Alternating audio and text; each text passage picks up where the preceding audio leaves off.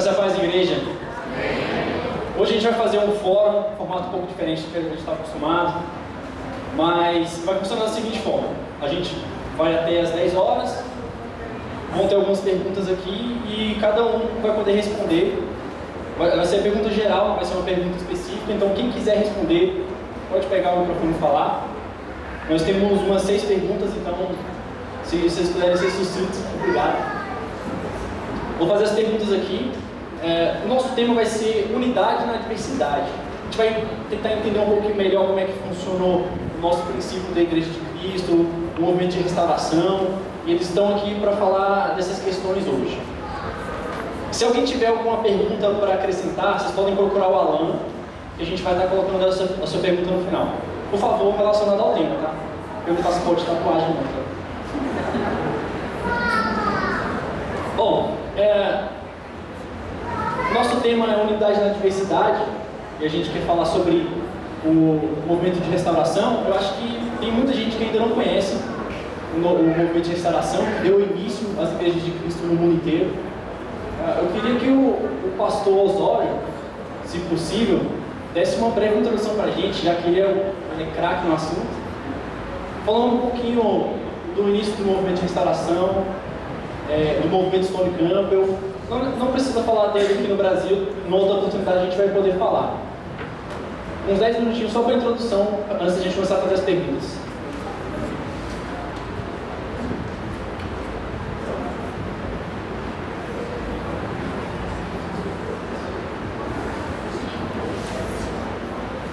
Graça e paz, meus irmãos. Amém. Agora, naquela dinâmica de jovem. Graça e paz, meus irmãos. Amém. Agora é um pré-comigo.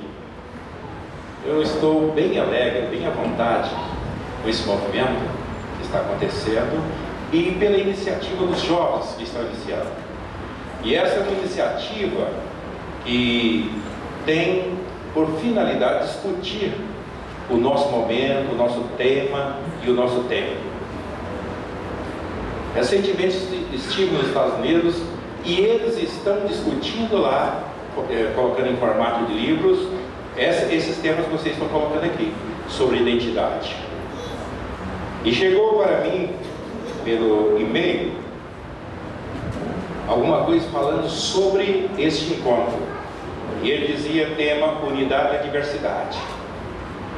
E está escrito assim: é nossa vontade que esse corpo morra, seja dissolvido e submergido para se unir sem limitações ao corpo de Cristo, porque há um só corpo e um espírito, como fomos chamados em uma só mesma esperança de nossa vocação. Efésios 4:4. Declaração da última vontade e testamento de Springfield. Essa faz referência ao primeiro documento das Igrejas de Cristo que nós temos, editado em 1804. Em 1804, por Barton W. Stone. Nós temos 4 grandes nomes nessa trajetória do movimento inicial. E tudo isso ocorre no início do século XIX. 1804, Stone era um presbiteriano e ele estava dissolvendo o presbitério, ou seja, ele estava abandonando o presbitério da igreja presbiteriana. E ele estava fazendo isso não por rebeldia, não porque aquilo não fosse bom, não porque as pessoas que estavam à frente não fossem pessoas capazes. Mas a conclusão que ele chegava é que aquela era uma instituição, o presbitério era uma instituição que estava comandando as igrejas. E isto vai levá-lo com mais 4 presbiterianos a abandonar aquele momento e criar um presbitério em Springfield, uma cidade dos Estados Unidos. E mais tarde eles chegam à conclusão que eles saíram de um formato que estava ultrapassado, mas criaram um outro formato também que era o mesmo, também ultrapassado. Daí a ideia que eles fizeram colocar nesse documento no qual os meninos estão baseando aqui o nosso conclave. E eles perguntam o que estava morrendo e sendo dissolvido como condição para unir em limitações ao corpo de Cristo. Há algumas perguntas que eu não vou entrar nessas respostas, porque cada um aqui vai responder alguma coisa sobre isso. Mas o que estava colocando aqui, que em 1804, em 1808, 1809, chega para reforçar esse movimento, mas sem conhecer um, conhecendo o outro. Chega da Inglaterra, ou seja, mais precisamente da Escócia, de Glasgow, Alexandre Campbell. O pai de Alexandre já estava nos Estados Unidos, era um professor e que fora para os Estados Unidos como imigrante em busca de um desenvolvimento familiar, crescimento financeiro e também pela saúde, a saúde pessoal dele. Ele fora para os Estados Unidos. O seu filho, Alexandre Campbell, que vai se tornar a figura símbolo do movimento de restauração até os dias de hoje. Ele vai aparecer nesse segundo documento, que é o documento de 1808, onde o Tomás faz um discurso sobre declaração e discurso. Alguns falam declaração em palestras, declaração em palavra, alguma coisa, não importa. Era uma declaração que eles estavam fazendo, tornando público um protesto contra o denominacionalismo. Para nós conhecermos sobre o movimento de restauração, nós temos que olhar um pouquinho sobre o contexto religioso dos Estados Unidos naquela época. Os Estados Unidos foi colonizado pela Inglaterra, e a Inglaterra estava ali por 2 séculos trabalhando nos Estados Unidos. Havia uma boa comunhão, e na Europa, as igrejas protestantes da Europa eram chamadas de igrejas nacionais. E como a Europa estava ocupando o leste dos Estados Unidos, o que vai se chamar as 13 colônias do leste norte-americano. Essas colônias vieram da Europa, cada país que tinha uma religião oficial, plantou a sua bandeira em um condado, em um local dos Estados Unidos, e colocou, e a religião oficial da Holanda estava naquele local, a religião oficial da Espanha estava naquele local, a religião oficial da Inglaterra estava naquele local. Então eles tinham um grupo de igrejas da mesma maneira que era na Europa. Mas os Estados Unidos, naquele momento, estavam se preparando para a sua independência, e um dos protestos que os norte-americanos fazem é que a Europa era um país dividido, vários países, em um pequeno território, e que o nome Estados Unidos da América era um protesto. Nós não queremos ter uma Europa aqui. Esse país vai ser um país unido, Estados Unidos da América. Consequentemente, não vai ter uma religião oficial nos Estados Unidos. Mas quem estava colonizando tinha uma religião oficial, que era a Inglaterra, e tinha a igreja anglicana. Por isso, numericamente, a igreja anglicana é muito bem representada nos Estados Unidos, porque toda aquela formação inglesa foi para os Estados Unidos. Da Escócia veio um grupo de presbiterianos que era muito forte também no nordeste dos Estados Unidos. E assim vai criando várias igrejas. E esse movimento que está surgindo agora no início do século XIX era um protesto, mas não um protesto simplesmente de fazer greve, pegar em armas. Era um protesto contra os princípios cristãos deixados pela palavra de Deus. Daí a igreja de Cristo ser considerada a igreja da palavra, a igreja da Bíblia, porque eles tinham um slogan: onde a Bíblia fala, nós falamos; onde a Bíblia cala, nós calamos. Ou seja, em matéria de denominacionalismo, e uma das forças do tema que vocês estão colocando aqui é a questão da unidade na diversidade. Esse movimento surgiu também porque eles estavam protestando contra aquela diversidade e não havia unidade. contra o denominacionalismo. O movimento de restauração surge não como uma denominação, mas um protesto contra as denominações. Ele surge conclamando todas as denominações a deixarem os seus títulos humanos, daí eles dizerem: nós não somos os únicos cristãos, mas nós somos unicamente cristãos. Em outras palavras, reconhecia o presbiteriano é cristão, mas ele é cristão presbiteriano. O católico é cristão, mas ele é cristão católico. O batista é cristão, mas ele é cristão batista. O assembleano é cristão, mas ele é cristão assembleano. Todos eles têm um adjetivo qualificando, designando a posição daquele grupo. E nós estávamos com uma proposta naquele momento: nós não somos os únicos cristãos, nós não somos melhores que eles, nós somos unicamente cristãos. Nós queremos falar onde a Bíblia fala, nós queremos calar onde a Bíblia cala. Mas, meus irmãos, esses irmãos que estavam propondo esse tipo de programa, eles se viram com algumas dificuldades, porque a não ser o grupo batista, quase todos os outros grupos eram aspersionistas, batizavam crianças e batizavam com água na cabeça. Os católicos têm isto e as igrejas pedobatistas também têm isto. Mas esse grupo era oriundo do presbiterianismo, tinha essa prática, mas nesse momento eles se viram confrontados. A Bíblia não fala nada de batismo infantil. A Bíblia não fala nada de batismo por aspersão. E a partir desse momento, mesmo eles sendo clérigos da igreja presbiteriana, formados em universidade presbiteriana, eles estavam abrindo mão desses status.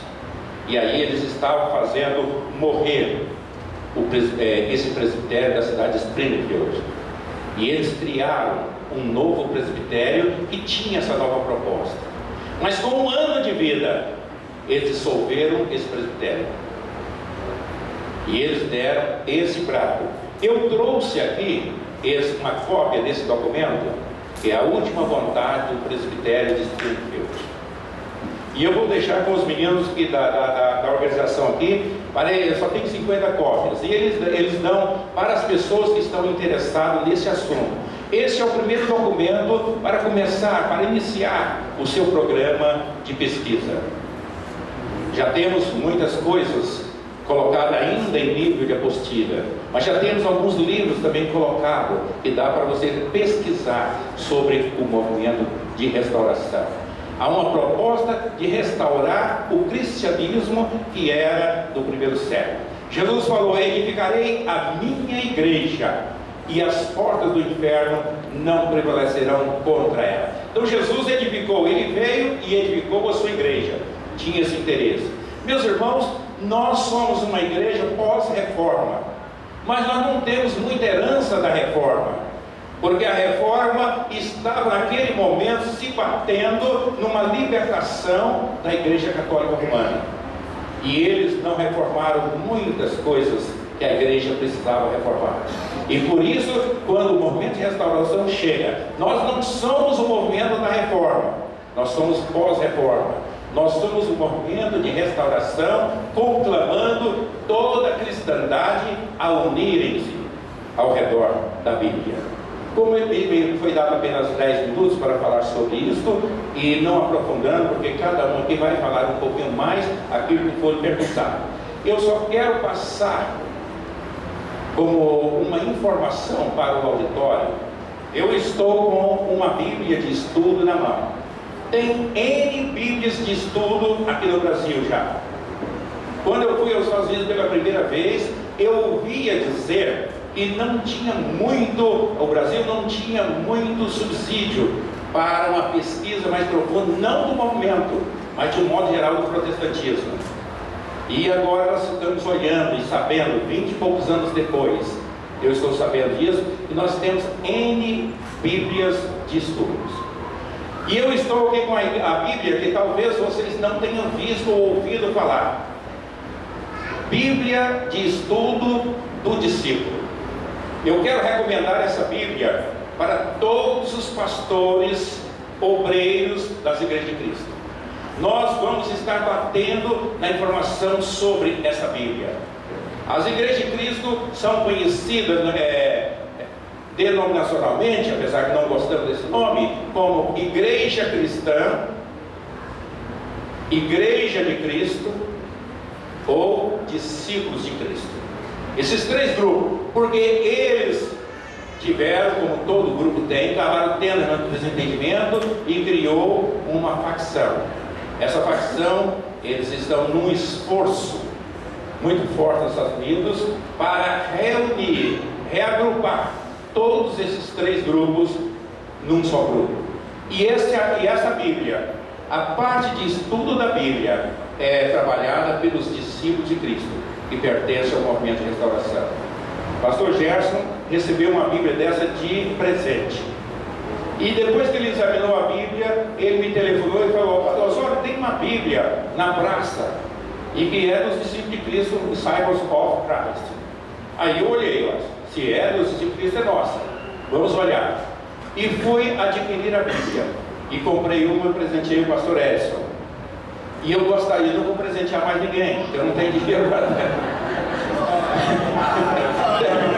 mas está representado aqui.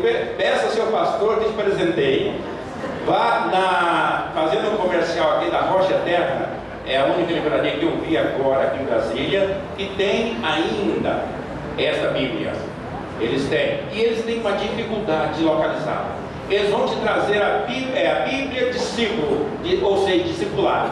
Eles vão trazer a Bíblia Genebra. Eles vão trazer a Bíblia tal. Não, mas eu quero a Bíblia de estudo. O nome é esse, Bíblia de estudo dos discípulos. E para facilitar mais a sua vida, entra na internet e coloca lá no Google Bíblia de estudo dos discípulos. Você vai ver, ela chega pelo correio nas suas mãos. Você vai comprar pela internet. Custa de 110 a 120, depende da casa que você vai vendendo essa Bíblia. Eles vendem no cartão. Então eu quero recomendar isso, porque a segunda parte, que é a parte do estudo, de estudo da Bíblia, ela entra com uma referência ao nosso procedimento com a teologia sistemática. Nós não temos uma preocupação com a teologia sistemática, porque nós conclamamos as pessoas a falarem o que a Bíblia fala. Mas dentro de uma discussão e que está tendo, todos os nossos jovens estão indo para as faculdades teológicas e estão saindo de lá calvinistas, estão saindo de lá pentecostais, estão saindo de lá liberais, e nós queremos dizer que nós temos uma posição. Os nossos líderes eram calvinistas e eles deixaram os primeiros, eles deixaram isso em um protesto e eles passaram a ter uma ideia, uma postura mais arminiana. Mas como nós não somos uma denominação, nós não forçamos nenhuma igreja a ser calvinista, ou ser presbiteriana, ou pentecostais. Por isso, no avivamento de 70, aqui no Brasil, onde aconteceu a renovação espiritual, de todas as igrejas se dividiu em duas. A igreja de Cristo não se subdividiu, porque nós não somos uma denominação. Ponha isso na sua mente. Nós não somos uma denominação. Nós somos a igreja de Cristo. Não desprezando os outros. Nós somos um movimento de restauração. E por aqui eu me encerro, para deixar os outros falarem.